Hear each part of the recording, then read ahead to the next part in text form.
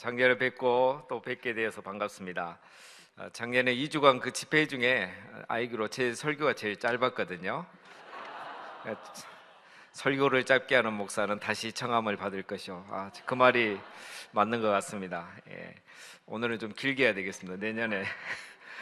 근데 보니까 내일 목사님 또 설교시더라고요. 그래서 제가 오늘 여러분 생각 길게 할 수는 없을 것 같고, 네, 또 우리 목사님 또 여러분 배려하셔서 오늘은 최대한 짧게 해보겠습니다. 이번에도 제가 어쨌든 이제 목사님 설득을 이기지 못해서 왔습니다. 여러분 목사님은 좀 그 특이한 소통을 하시는 거 있는 거 알고 계시죠? 일방적인 소통이라고 상담 전공하신 걸로 알고 있는데, 저에게 이제 전화가 와서요, 와달라고 하길래 제가 이번에는 하니까 듣지도 않고 그냥 바로 그냥 왔어. 목사님, 제가 그때는 고난주간 우리 교회도 특별 새벽기도 그냥 와서 끝까지 듣지도 않으셔요. 그냥 와서 아마 여러분 제자 훈련도 다 이렇게 받고 계시는 것 같아요, 그렇죠? 웃는 거 보니까 정확한 것 같습니다. 또 제가 피할 수 없는 것은 이제 보통 강사 섭외를 이렇게 두세 달 전에 하시는데 목사님 작년에 하셔요. 그러니까 제가 핑계를 댈 수가 없잖아요. 뭐 우리 목사님처럼 제가 바쁜 사람, 유명한 사람도 아니고, 그러니까 5개월 전에 뭐 선약이 있다 이렇게 거짓말도 못 하고 제가 그래서 꼼짝 못 하고 이렇게 오게 됐습니다. 뭐 부족한 저를 청해 주셔서 감사하고 다시 뵙게 돼서 반갑고요. 작년에 제가 설교하고 이제 설교 이후에 우리 그 청년들 제자 모임 하는데 이렇게 또 같이 교제하는 시간이 있다 해서 한 2-30분만 하면 된다 해서 갔다가 1시간 하시더라고요. 제가 다음 주 새벽기도 설교입니다 하는데도 우리 1시간을 했는데, 그때 이제 제가 광야와 빈들에 대해서 잠깐 나눴는데, 아주 짧게 나눴는데 관심이 너무 많으시더라고요. 거기에 관심이 있다는 거는 신앙에 열정이 있다는 거거든요. 그리고 말씀대로 살아가려고 몸부림치고 있다는 거, 그걸 제가 느꼈습니다. 그래서 저도 너무 좋았고, 그런데 여러분, 이제 현실은 사실 그렇지 않잖아요. 현실은 그렇지 않아요. 뭐 남들 다 결혼하는데 난 아직도 싱글이고, 남들 다 취업하는데 난 아직도 아르바이트생이고, 남들은 다 승진하는데 여전히 나는 뭐 비정규직이고 정규직이고, 이런 경우들이 사실 많이 있습니다. 저도 그랬습니다. 저도 동기 중에 제일 늦는 거 그런 게 제일 많아요. 뭐 제가 그 장가도 제일 늦게 갔고, 동기 중에 거의 제일 늦게 갔고, 그 다음에 뭐 담임 목사도 동기 중에 거의 제일 늦게 갔고, 뭐 키로에도 제가 거의 제일 작고, 뭐 하여튼 다 뒤에입니다. 네, 너무 걱정 안 하셔도 됩니다. 이렇게 가야 보니까 나중에 간증할 게 많더라고요. 어떤 분들은 간증 필요 없습니다, 다 빨리 가고 싶습니다 이렇게인데, 그럼 나중에 간증할 게 없고 이제 자녀들에게 해줄 얘기가 없어요. 자, 그래서 오늘은 좀 이런 부분을 나누고 싶습니다. 여러분, 이제 오늘 우리가 아는 말씀 굉장히 잘 아는 말씀이잖아요. 다윗이 어떻게 해서 이스라엘의 2대 왕이 됐을까? 갑자기 어떻게 해서 2대 왕으로 이렇게 이른 나이에 선택을 받았을까? 다윗이 그 이스라엘의 2대 왕으로 이렇게 선택받은 것은 약 15세 전후, 우리로 말하면 청소년 때입니다. 자, 이때 여러분 무슨 일이 있었는지 알죠? 오늘 말씀이 이제 이걸 이야기해 줍니다. 이제 하나님이 사무엘에게 이제 이새의 집에 가서 그 중에 한 명에게 기름 붓고 이제 이스라엘 왕으로 세우라 이렇게 했죠. 그래서 사무엘이 이새의 집에 가서 아들들 부르라니까 이제 이새가 아들들을 다 불렀는데, 이제 그때 이제 엘리압을 보고 사무엘이 이 사람이 기도 크고 준수하고, 얘가 왕 후보구나 이렇게 생각을 했는데, 그때 하나님이 사무엘에게 하셨던 말씀이 오늘 본문 말씀입니다. 3장 다시 한번 본문 보시면요, 그래서 하나님이 내가 이미 그를 버렸노라 그러면서 사람은 외모를 보거니와 나 여호와는 중심을 보느니라 이렇게 말씀을 하셨단 말이에요. 자, 오늘 이 말씀 가지고 우리가 좀 생각을 해보려고 합니다. 여러분, 우리가 갖고 있는 이 말씀은 사실 약간 의역이 많이 된 거예요. 자, 다음 자막을 보시면, 자, 히브리어 원래 성경이 있습니다. 히브리어에서는 이 말을 뭐라 했냐면, 제일 마지막만 보면은 사람은 두 눈으로 보지만 하나님은 심장으로 보신다. 그런데 헬라어 성경, 이제 히브리 성경을 헬라어로 이렇게 바꾼 72년 성경에 보면은 사람은 두 눈으로 보지만 하나님은 심장을 보신다 이렇게 돼 있어요. 근데 우리 한글 성경은 또 의역이 됐습니다. 사람은 외모를 보지만 하나님을 중심을 봅니다. 자, 여러분, 이 차이점이 좀 느껴집니까? 굉장한 차이가 있는 거죠.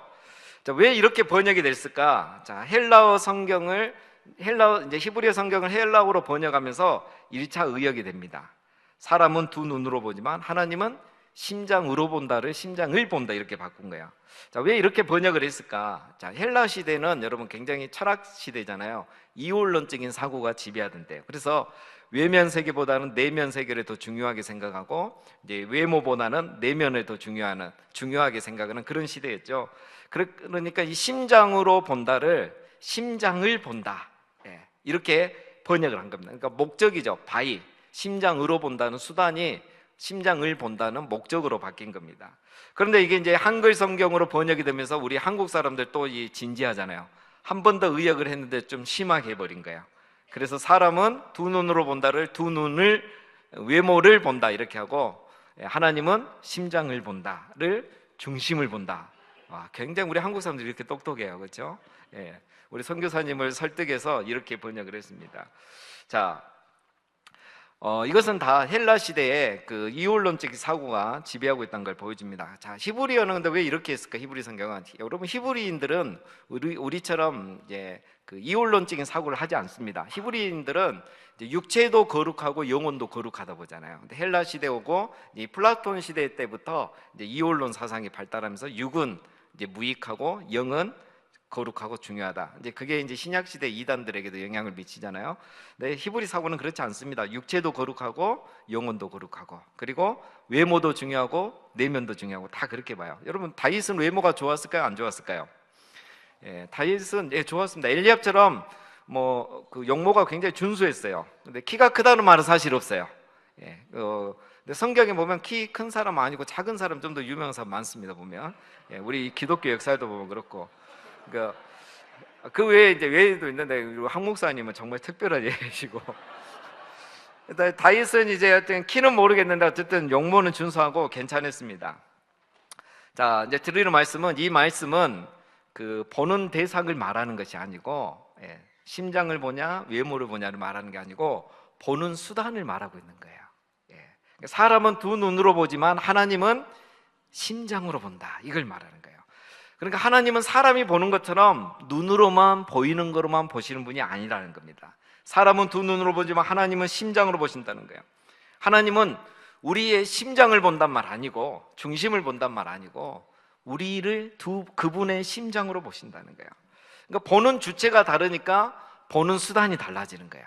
인간은 두 눈으로만 보죠. 육적인 게 더 많기 때문에 하나님은 심장으로 보신다는 거예요. 자, 여러분 이것을 이제 어떻게 이해할까 고민을 많이 했어요. 근데 제가 살다가 경험을 했어요.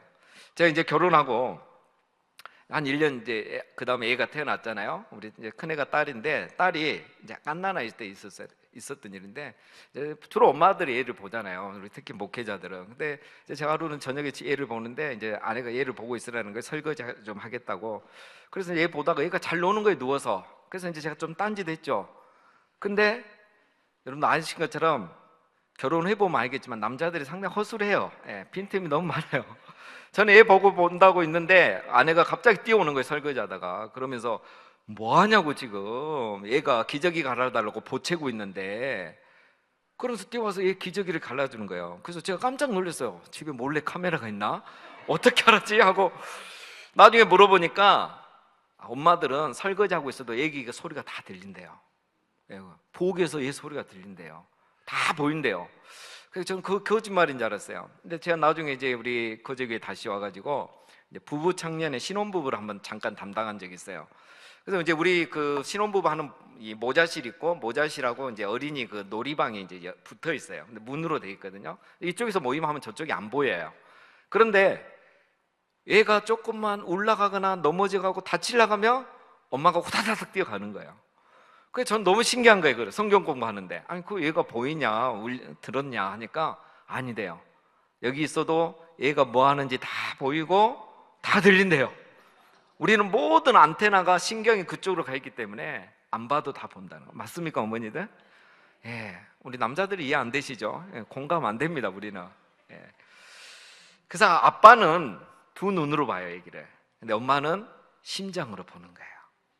그래서 부엌에 있어도 안방에 있는 아이가 다 보이고 기저귀를 갈아달라는지 어디에 부딪혀서 넘어져서 다치는지 다 보이는 거예요. 여러분, 오늘 이 말씀은 보는 대상을 말하는 게 아니라 보는 수단을 말하는 거예요.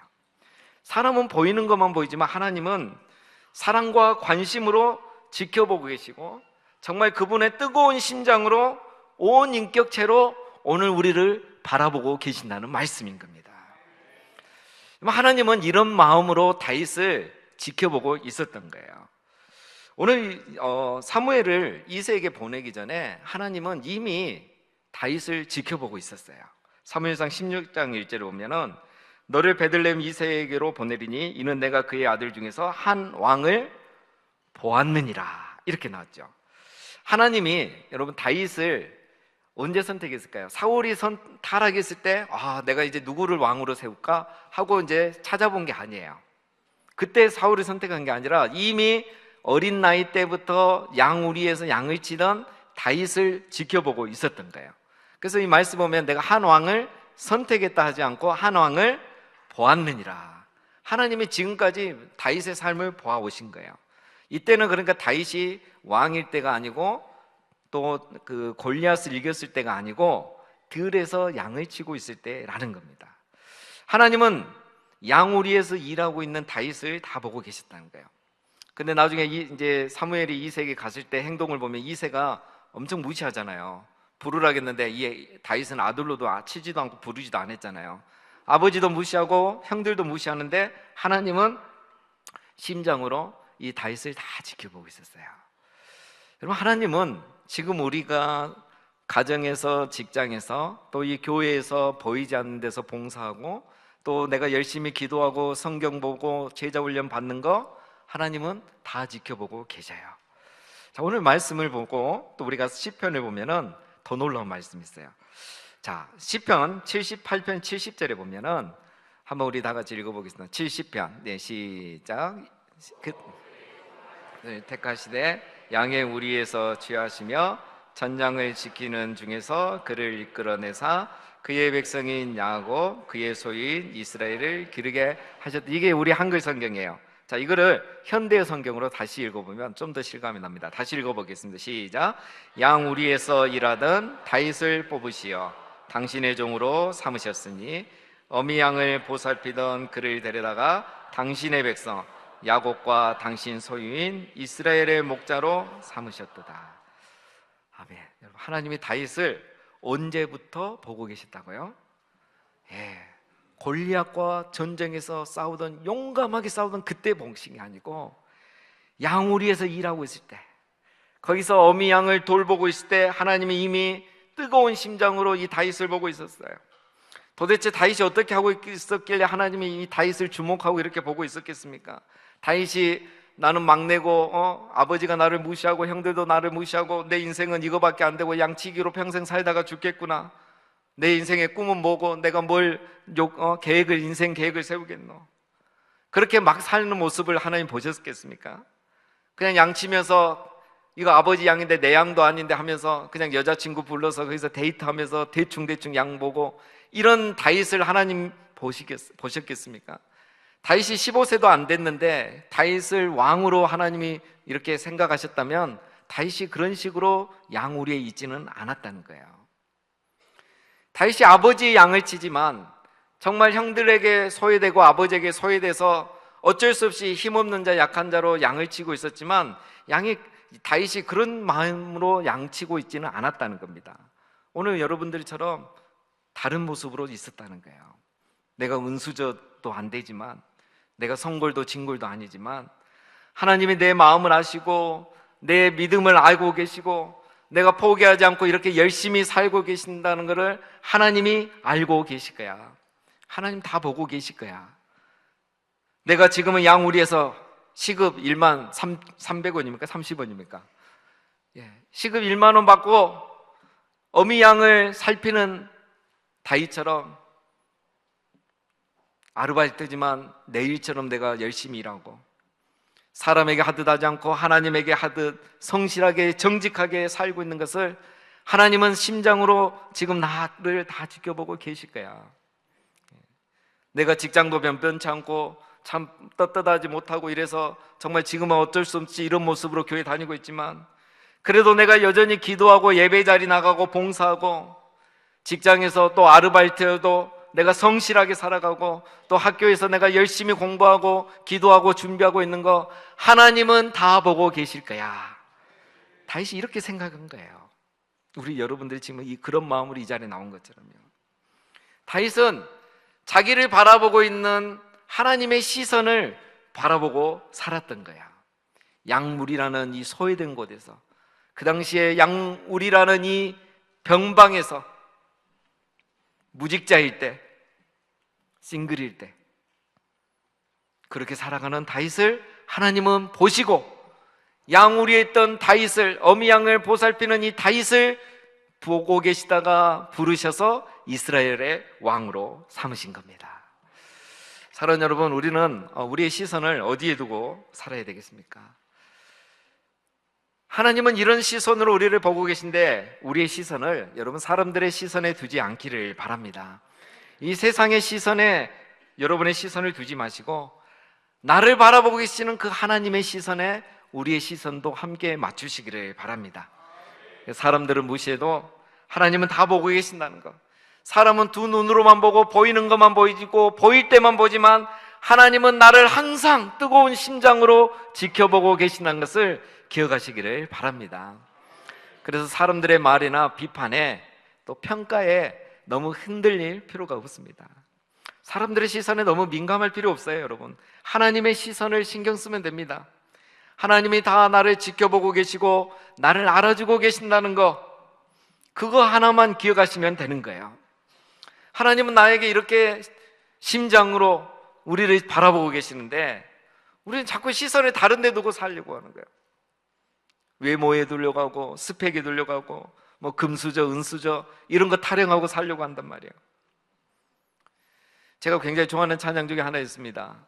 우리 서울에 계시는 김명선, 지금은 목사님 되시죠. 여자 CCM 가수이신데 이분이 지었던 그 찬양 중에 시선이라는 곡이 있습니다. 시선. 제가 이 찬양을 수백 번을 들었어요. 후렴 가사가 이겁니다. 자막을 보시면 모든 시선을 주님께 드리고 전능하신 하나님을 느낄 때 어떻게 됩니까? 내 삶은 주의 역사가 되고 하나님이 일하기 시작하시네. 여러분, 이게 정답입니다. 사랑하는 여러분, 우리가 우리의 시선을 주님께 고정하고 나를 뜨거운 심장으로 바라보고 계시는 그 주님께 고정하고 우리가 정말 나를 심장으로 바라보고 계시는 그 하나님을 느끼기 시작할 때 우리의 역사는 새로운 역사가 시작이 되는 겁니다. 그때부터 내 삶이 주의 역사가 되는 거예요. 그때 내 삶 속에서 하나님이 일하시기 시작하는 겁니다. 그러면 모든 것이 끝나는 거예요. 그래서 여러분, 이걸 항상 느끼고 믿어야 됩니다. 하나님이 나를 심장으로 뜨겁게 지켜보고 계신다는 거, 그걸 우리가 믿고 그걸 느껴야 되는 거예요. 여러분, 남들이 나를 무시하고 또 우습게 보고 쉽게 보고 또 내 삶이 당장 달라지지 않아도 반드시 하나님이 내 삶 가운데 일하시는 날이 오게 되어 있습니다. 우리가 정말 이 믿음으로 살아야 돼요. 여러분, 하나님은 우리 아버지시잖아요. 나를 키우고 낳으시는 그 어머니도 심장으로 나를 지켜보고 돌보시고 키우시는데 우리 하나님 아버지도 우리를 그렇게 더 뜨거운 심장으로 우리를 지켜보고 계시는 거예요. 사람들이 두 눈으로 우리를 보고 무시하고 뭐 외모만 보고 스펙만 보고 직장만 보지만 사람들이 우리를 알아주지 않지만 여러분, 하나님이 심장으로 우리를 지켜보고 우리를 다 알고 계신다는 거, 이것이 가장 중요한 거 아니겠습니까? 그러니 우리는 하나님이 때가 되면 일하신 날을 기다리며 오늘 내 삶을 내가 가야 될 길을 계속 가는 것이 중요한 것입니다. 저는 이 거제교회 오기 전에 저 부산의 토곡에 있는 아주 작은 교회에서 한 10년 정도 사역을 했어요. 100명도 모이잖아요. 뭐 30명 모일 때도 사역을 했고 뭐 100명 모일 때도 사역을 했습니다. 저는 거기서 교육 전도사도 하고 전도사도 하고 강도사도 하고, 그래서 저는 지금도 이력서 쓰면 두 줄밖에 없어요. 그 교회하고 거제교회하고 어디 이력서를 못 내요. 정말 그 교회에 있을 때 동기들에게도 전화 안 옵니다. 아무도 관심 없어요. 근데 그런 작은 교회가 저에게는 양우리였습니다. 그 교회에 나오는 청소년들은 다 깨진 가정이에요. 부모님이 같이 사는 학생은 없어요. 있긴 있어요. 목사님 자녀, 우리 목사님 동생 자녀, 장로님 자녀. 그 외에는 다 깨진 가정이에요. 엄마하고 살든지 딴 아저씨하고 살든지 할머니하고 살든지. 근데 그 아이들이 저에게는 양이었어요. 정말 그때 100명도 안 되는 그 작은 교회에서 정말 열심히 즐겁게 살겠어요. 사람들 알아주지 않죠. 뭐 동기들도 관심도 없고. 정말 재밌었어요. 제일 열심히 한 사역이 뭐였냐면 교회 청소, 봉고차 기름 넣기, 토요일 되면 히타, 난방기 기름 채우기, 부엌 청소, 아이들과 밥해 먹고. 그때는 교회 작은 얘기 사택이 없죠. 강도사 때도 사택이 없죠. 이제 나중에 결혼할 때는 이제 사택을 주셨어요. 그러니까 교회에서 살아요. 저는 살았어요. 근데 우리 전도사님들은 사실 방학 때는 새벽기도 안 가도 되거든요. 근데 저는 교회에서 사니까 새벽기도 가야 돼요. 1년 내내 가야 돼요. 학교 가는 날이 더 좋아요. 학교에서는 새벽기도 6시잖아요. 교회는 5시예요. 그럼 방학하고 주말은 새벽기도를 하는 거예요. 근데 지나면 지날수록 그 새벽기도가 저에게는 양우리였던 것이에요. 거기서 제가 교인들, 성도들 다 가고 나면 6시부터 이제 부흥해요. 저 혼자 부흥하는 거예요. 거기서 찬양하고 왕이신 나의 하나님, 거기서 하나님의 임재를 느끼고, 그러다가 이제 옆 건물에 이제 우리 직원들 막 그 교보 학습지가 있었거든요. 그럼 이분들 7시, 8시 되면 이제 출근해. 그러면 이제 아가씨들이 오니까 막 딱딱딱 이제 뒷굽 하이힐 소리 나잖아요. 그러면 이제 깨가지고 8시, 9시군 하고 기도 이제 끝내고. 그 양우리가, 그 기도, 새벽 기도가 제겐 양우리였어요. 거기서 제가 하나님을 만나고 임재를 경험하고, 다윗이 시편 23편을 왕이 되어서 지은 게 아니라 이미 양우리에서, 들판에서 이걸 다 경험하고 묵상하고 있었던 거구나. 글로는 언제 쓴지 모르겠지만. 나중에 제가 이제 거제교에 오니까, 와, 여기는 청소하는 집사님이 2분이나 계신 거예요. 이분들이 청소 다 해주시고, 봉고 기사 집사님이 다 계시고, 할 일이 없는 거예요. 그냥 내 부서만 하면 되는 거예요. 시간이 너무 많은 거예요. 그래서 새벽 기도 끝나면 또 틈틈이 사무실에 앉아서 성경을 공부하고 연구하고, 제가 성경 거의 한 50% 가까이를 다 지금 주석을 해놨어요. 설교를 다 해놨어요. 그래서 이제 새벽 기도 제가 지금도 매일 하지만 그 자체가 준비하는 데 힘들지 않아요. 다 그 강의를 준비해놨기 때문에. 그 교육자실이 저에게는 양우리였습니다. 그 새벽 시간이 제게는 양우리였어요. 그때나 10년 전이나 또 몇 년 전이나 동일했습니다. 하나님이 나를 지켜보고 계신다는 그 생각을 항상 하고 살았습니다.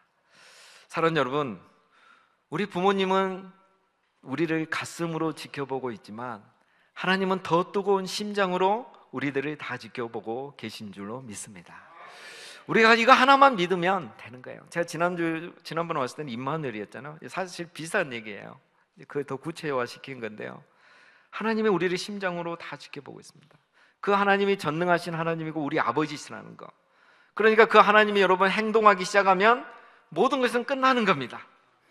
그 하나님이 전능하신 하나님인데 못하시는 것이 있겠습니까? 근데 우리 현실은 다르죠. 광야예요. 빈들이에요. 아직 하나님이 축복하지 않는 것 같고 내 상황은 달라지지 않는 것 같아요. 그러나 그것이 아닙니다. 하나님이 심장으로 우리를 다 지켜보고 계시고 다 알고 계시고 때를 기다리고 계실 분이라는 거예요. 근데 우리가 믿음이 없으니까 중도에 포기하고 자꾸 흔들립니다. 여러분, 유대인들은 보면 신앙이 흔들리지 않잖아요. 그러니까 지금 이렇게 역사 속에 아직까지 생존하잖아요. 왜 유대인들은 흔들리지 않을까? 여러분, 창세기 22장을 보면 유대인들의 그 신앙 비결을 하나 알 수 있습니다. 창세기 22장에 보면 아브라함이 이제 이삭을 바치는 장면이잖아요. 자, 그냥 내용은 빨리 넘어가겠습니다. 아브라함이 이삭을 딱 바치려고 했을 때 하나님이 그 이제 순양을 대신 준비하잖아요. 이삭을 딱 죽이려고 하기 전에. 그때 아브라함이 순양을 발견하고 이제 양을 대신 번제로 드리고 나서 고백한 게 22장입니다. 우리 함께 읽어보겠습니다. 시작. 아브라함이 그 땅 이름을 여호와이리라 하였으므로 오늘까지 사람들이 이르기를 여호와의 산에서 준비되리라. 자, 여호와의 이레라고 우리가 알고 있죠. 그래서 여호와 이레가 여기서 나온 건데, 여호와 이레를 우리가 보통 여러분 어떻게 알고 있습니까? 공급하다, 하나님이 준비하다, 이렇게 얘기하고 있다. 그래서 영어 성경에도 보면 프로바이드로 번역이 돼 있어요. 근데 여러분 히브리 성경은 여호와께서 준비하시다 프로바이드가 아니고 C로 돼 있습니다. C, 라, 보다로 돼 있어요. 왜 유대인들은 이거를 공급하다라고 하지 않고 보다고 보았다고 이렇게 표현을 할까요? 여러분 이게 유대인들의 세계관이에요. 믿음의 세계관. 전능하신 하나님은 세상을 다 지켜보고 계시고 있다는 게 유대인들의 세계관이에요. 이게 무슨 의미냐면, 여러분 전능하신 하나님이 세상을 다 보고 계신다면 어떻겠습니까? 가만히 계시겠습니까? 아니잖아요. 보고 있단 말은 이미 다 알고 있단 말이고, 때가 되면 하나님이 알아서 정리하겠다는 거예요. 행동하겠다는 거예요. 유대인들은 이렇게 말해요. 여호와께서 보고 계시고. 아브라함이 뭘 깨달았다고요? 내가 이건 말이 안 되지만 하나님 말씀에 순종해서 아들을 바치고 있는 이 믿음과 괴로움과 순종을 하나님이 다 보고 계시더라. 그래서 순양을 준비하신 거예요. 하나님 다 보고 계시고 알고 계신데 아무 말 안 하고 있었던 거예요. 근데 때가 되니까, 타이밍이 되니까 멈춰라 가고 순양을 준비해 주신 거예요. 그러니까 결과적으로 준비해 주신 거지, 정확한 표현은 여호와께서 다 보고 계셨던 겁니다. 우리 하나님은 이처럼 우리를 다 보고 계셔요. 하나님은 때가 되면 움직이십니다, 여러분. 제가 캐나다에서 공부할 때 아르바이트를 했습니다. 사역을 안 하고 아르바이트인데 청소를 했어요. 이제 그 중에 제일 많이 한 게 청소인데, 저녁에 이제 맥주 물류 센터에 가면 저녁 7시부터 11시까지 청소를 해요. 12시까지. 큰 공장을 청소를 다 하고 이제 12시에 이렇게 집에 가는데, 이제 시동을 켰는데 차가 시동이 안 켜지는 거예요. 근데 이제 긴급 출동 부르면 되잖아요. 보험을 가입했기 때문에. 근데 거기는 긴급 출동 부르면 한 2-3시간에 와요. 굉장히 빨리 오는 게 2-3시간. 우리 한국이 살기 좋습니다.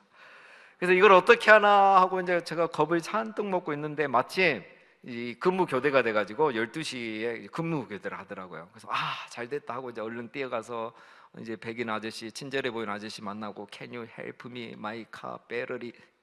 영어가 안 나요. 깨꼬닥 이래서 저도 My battery 깨꼬닥 이러니까 이분이 다 알아들어요. 그래서 도와주겠다고 하면서 나보고 점프선이 있냐는 거예요. 그래서 그거 없다, 안 가지고 다닌다. 그러니까 그럼 자기도 못 도와준대요. 도와줄 수가 없대요. 미안하다고 가버리는 거예요. 와, 황당하는 거예요. 이게 어렵잖아 하고 또 앉아 있는데, 이 사람이 가다가 창문을 열더만 또 뭐라 하는 거예요. 가만히 들어보니까 안에 있는 자기 친구, 점프선 있는 친구한테 전화를 했으니까 그 얘기가 나올 거다. 나는 가겠다고 가더라고요. 그때 속으로 진짜 무책임하네 하면서 한참 기다리는데 정말 나와요. 이만한 덩치 아저씨가 나와갖고 네 차 나가, 배터리 고장나냐. 맞다니까. 차에 타라는 거예요. 그래서 힘이 좋으니까 차 밀어버리니까 차가 슉 나가는 거예요. 전진 주차 이러니까. 그래가지고 이제 자기 차 가져와가지고 충전을 해주더라고요. 너무 고맙다고 내가 몇 번을 말하고 집에 가는데, 제가 항상 듣는 찬양이 있어요. 근데 그날 그 찬양이 이제 귀에 들어가요. 주는 완전하십니다. 주는 완전합니다. 이 찬양. 그 뒤에 보면 이런 가사가 있습니다. 한없는 주님의 은혜 온 세상 위에 넘칩니다. 가릴 수 없는 주의 영광 온 땅에 충만합니다. 하나님은 온 땅에 충만하고 온 세상에 충만해서 우리를 다 지켜보고 계시는 거예요. 저를 보고 계셨던 거예요. 근데 내가 믿음이 없고 저는 연약합니다. 저는 부족합니다. 저는 믿음이 없습니다. 그러니까 두려워하고 있는 거예요. 기도 안 해요. 그때 지나가는 사람 없나 이것만 찾아보는 거지. 여러분, 이것이 여호와 이레더라고요. 하나님은 다 보고 계시는 거예요. 여호와께서 보고 계신다. 이게 바로 여호와께서 준비하신다, 공급하신다, 이 뜻입니다. 여러분, 세례요한도 마찬가지예요. 세례요한이 언제 부르심을 받고 쓰임을 받았을까요? 누가복음 3장에 보면은 여기에 4개의 직분이 나옵니다. 황제도 있고 유대총도 있고 분봉왕도 있고 대제사장도 있고 다 있어요. 근데 이 많은 황제와 대제사장과 총독과 분봉왕이 있는데 하나님의 말씀은 어디에 임하였습니까? 빈들에 있는 사가랴의 아들 요한에게 임한 거예요. 여러분, 이때가 어느 때입니까? 이제 예수 그리스도가 곧 오실 때예요. 그래서 하나님이 누군가에게 이 메시지를 주고 예수 그리스도의 오심을 준비해야 되는 거예요. 누군가를 불러서 광야에 외치는 자리로 부르셔야 되는데 누굴 부르십니까? 황제도 아니고 분봉왕도 아니고 대제사장도 아니고 빈들에 있는 요한을 부르신 거예요. 여러분, 요한도 제사장의 아들이에요.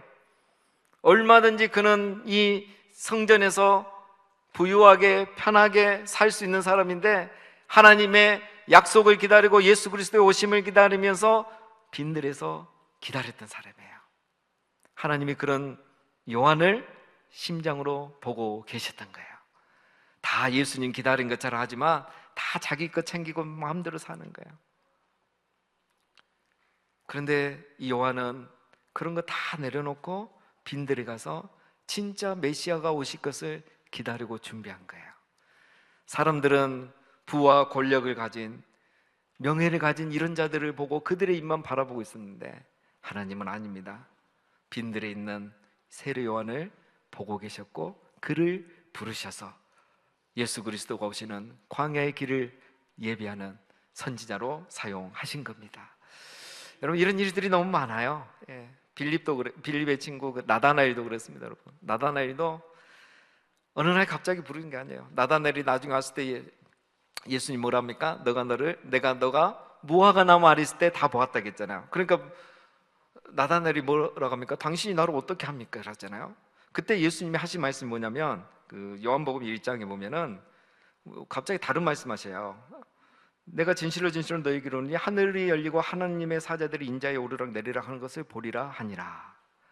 이때 나다나엘이 예수님을 믿게 돼요. 여러분, 이 말씀은 창세기 28장에 나오는 말씀이거든요. 왜 갑자기 이 말을 하느냐? 나다나엘이 나무 아래에서, 무화과 나무 아래에서 이 말씀을 묵상하고 있었던 거예요. 그런데 이 말씀의 의미를 잘 모르거든요. 그런데 예수님이 이걸 해석해 주는 거예요. 무슨 말이냐면 앞으로 이제 내가 3년 뒤에 죽고 부활한 후에 나를 통해서 하늘과 땅이 이어지는 역사가 새 시대가 일어날 것이다. 내가 바로 사닥다리다. 내가 하늘과 땅을 잇는 사닥다리다. 더 이상 천사를 기다리고 다른 걸 기다릴 필요가 없다. 내가 기다리는 메시아고 너희들이 기다리던 구세주다. 이 말씀을 해주신 거예요.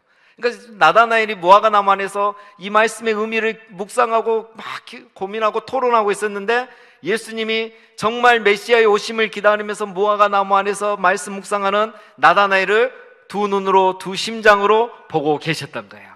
그러니까 나다나엘이 그거를 아는 예수님을 깨닫게 되니까 깜짝 놀라서 이분이 정말 메시아구나 하고 예수님을 구주로 영접하게 된 것입니다. 그리고 예수님의 제자가 된 거예요. 이런 사례들이 많습니다. 여러분, 하나님이 심장으로 나를 보고 있다는 것을 깨닫는 순간 신앙이 완전히 바뀐 사람들이 성경에 많아요. 빌립도 빈들에 있는 요한도 그렇고 방금 말씀드린 나다나엘도 그렇고 하글도 그래요. 자, 하나만 더 얘기하고 마지막으로 한 개만 더 얘기하고 넘어가겠습니다. 히스기야 왕 때 아수르 군대가 예루살렘을 포위하고 있을 때가 있었습니다. 이때가 이제 아프리카의 구스는 이제 애굽을 정복하고 25대 왕제를 세우고 있을 텐데요. 이제 국제 정세가 어떻게 돌아가냐면 저 북쪽에 있는 아수르가 이제 강대국에 대해서 남하 정책을 펴고 있을 때요. 그러니까 이 남쪽에 있는 구스가 다급해진 겁니다. 자기까지 내려오면 이제 위험하니까 그 전에 이제 연합군을 형성하려고 하는 거예요. 그러면서 이스라엘에게도 유다에게도 이제 이거를 요청하죠. 연합군을 형성해서 이제 방어선을 만들자는 거죠. 이때 이제 하나님의 말씀이 이사야 선지자에게 임해요. 자, 그 말씀이 뭐냐면 우리 넘어가서 이사야 18장을 보겠습니다. 이사야 18장 4절에 보면은 여호와께서 내게 이르시되 내가 나의 처소에서 조용히 감찰함이 쬐이는 일광 같고 가을 더위에 운무 같도다. 이 말씀하세요. 자, 이 말씀을 이게 어렵잖아요. 다른 성경으로 현대인의 성경으로 번역해서 읽으면 이렇습니다. 굉장히 은혜롭습니다. 다 같이 한번 읽어보겠습니다. 시작. 여호와께서 나에게 이렇게 말씀하셨다. 예, 따뜻한 밤에 이슬이 말없이 맺히고 한낮에 햇볕이 소리 없이 내리쬐듯이 내가 하늘에서 조용히 내려다 보리라. 아멘.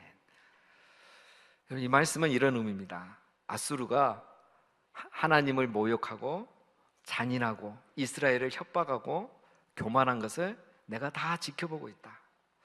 내가 가을밤에 내리는 이슬처럼 한낮에 내리쬐는 햇빛처럼 조용히 소리 없이 이 모든 국제 정세를 또 이스라엘이 당하는 어려움을 다 지켜보고 있다. 내가 지금은 침묵하고 있지만 말 없이 소리 없이 다 지켜보고 있다. 그래서 이제 때가 되면 이제 5절 이하에 나옵니다. 내가 아수르를 멸망시키겠다, 심판하겠다는 내용이 나와요. 나중에 정말 어떻게 되냐면요, 이사야 선지자가 구스 사신들에게 이 말씀을 전합니다. 그리고 나중에 이 상황을 아하스 왕이 알게 돼요. 이때 아하스 왕 시대거든요. 아하스 왕이 여호와의 성전에 올라가서 기도합니다. 그날 밤에 무슨 일이 일어났는지 알죠? 여호와의 사자가 갑자기 나타나서 아수르 군대 18만 5천을 죽이는 역사가 일어나게 되는 겁니다. 여러분, 하나님은 우리 모든 삶을 조용히 말없이 지켜보고 살펴보고 계시는 분이십니다. 가을 밤에 내리는 이슬처럼 말없이, 낮에 내리쬐는 햇빛처럼 소리 없이 우리들을 침묵 가운데 지켜보고 계신다는 사실이에요. 아수르 제국의 교만과 악행을 다 지켜보고 계셨고요,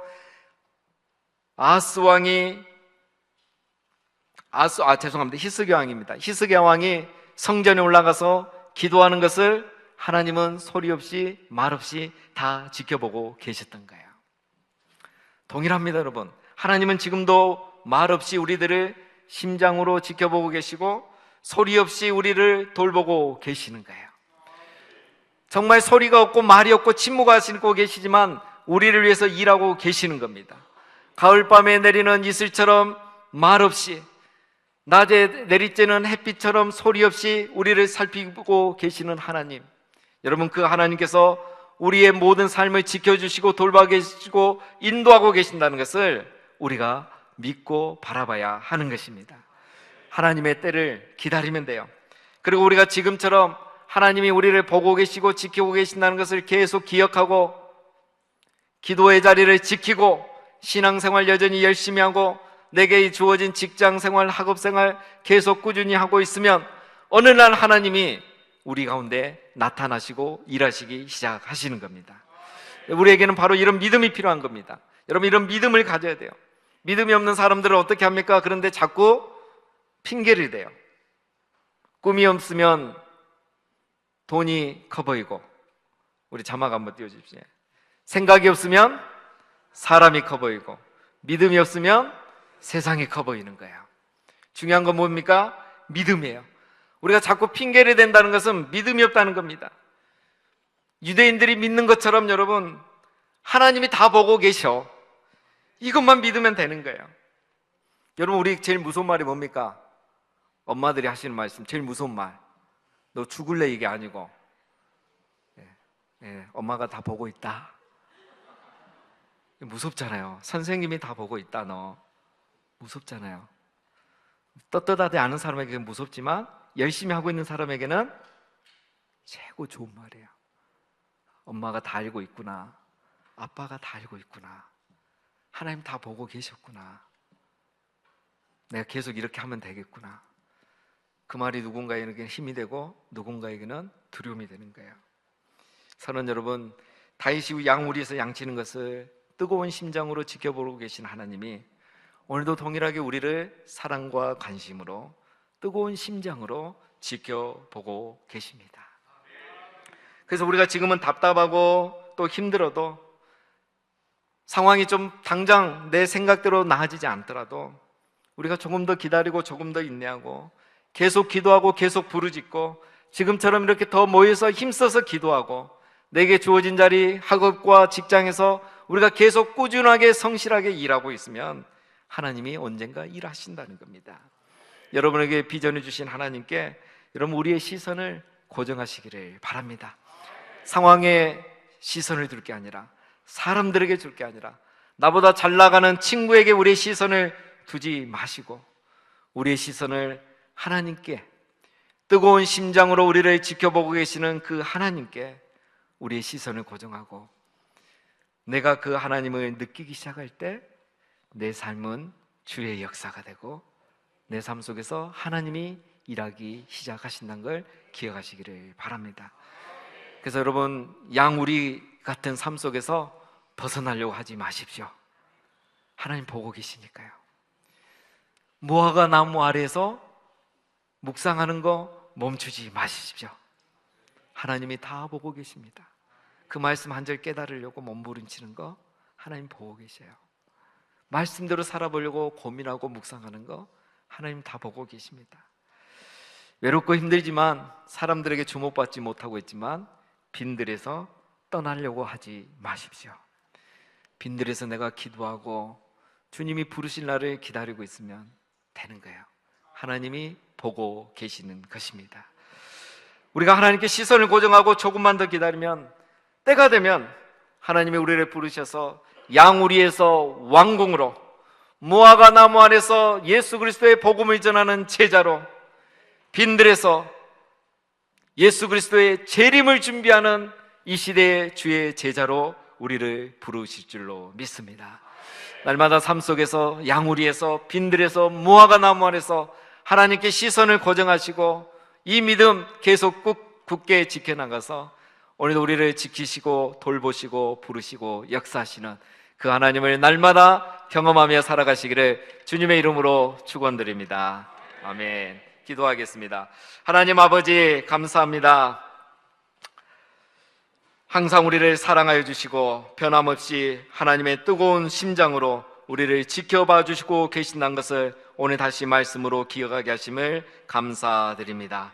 하나님 아버지, 우리의 삶이 지금은 양우리와 같은 그런 삶 속에 있지만, 때로는 무화과 나무 아래에 있고 너무 외롭고 힘든 빈들에서 오랜 시간을 보내게 있지만, 하나님이 여전히 우리를 심장으로 지켜보고 계시고 돌보고 계시고 다 알고 계신다는 것을 기억하고 날마다 이 믿음의 삶을 끝까지 살아가는 저희들이 될 수 있도록 은혜를 베풀어 주시옵소서.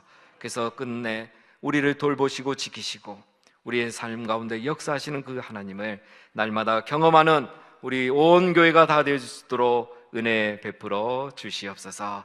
예수님의 이름으로 기도드립니다. 아멘.